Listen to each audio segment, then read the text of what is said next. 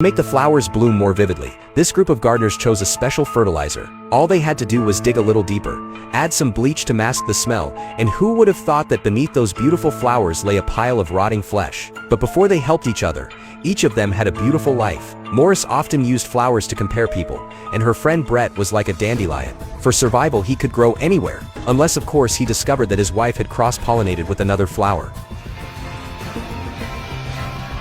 The club's vice president, Catherine, was like a bougainvillea, a hard-working flower in the garden, always neat and meticulous, yet few ever appreciated her beauty. Her husband was obsessed with fitness and showed no interest in her, so she had to find another flower. Similarly, there was Ron, a colleague in real estate. Although he was the boss's son-in-law, he was very skilled at winning a woman's favor. This was the first time Catherine had received a gift from a man after her marriage. She thought she had found true love, but little did she know, Ron was a master of time management. He maintained ambiguous relationships with multiple female clients, and the bracelets he gave them were all identical. What surprised her even more was that he wasn't picky. He could appreciate flowers of all types in blooming seasons. Catherine couldn't swallow this humiliation.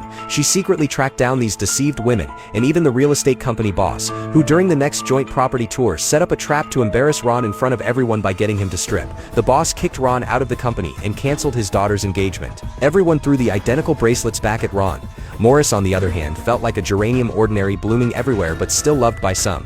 But because she was so common, people often felt it was okay to trample on her. Morris worked as a homeroom teacher at a high school, but she was always bullied by troublemaker students. She simply gave Edward a D for his grades, yet he had his unreasonable mother pressure the school to change it to an A. She confronted the school leadership, only to be told that money made the rules. Edward's parents had built a hockey rink for the school, so they didn't want to offend these major donors over something trivial. Morris felt helpless, but what she couldn't accept was that Edward continued to push his luck. To get back at the teacher, he kidnapped her dog. This wasn't just a personal vendetta anymore. Paris decided to quit her job at the school. The last member of the group, Betty, was like a blooming lily, growing wildly in the garden and squeezing out the space for the other flowers. Her inclusion in the group was more of an accident. While answering a phone call while driving, Betty accidentally crashed into the garden's fountain and was fined hundreds of hours of community service. Though their interactions were far from pleasant, a murder case eventually connected their fates, and they kept each other's secrets. Little did they know, in preparation for the upcoming garden exhibition, the president of the club decided to overhaul the entire garden,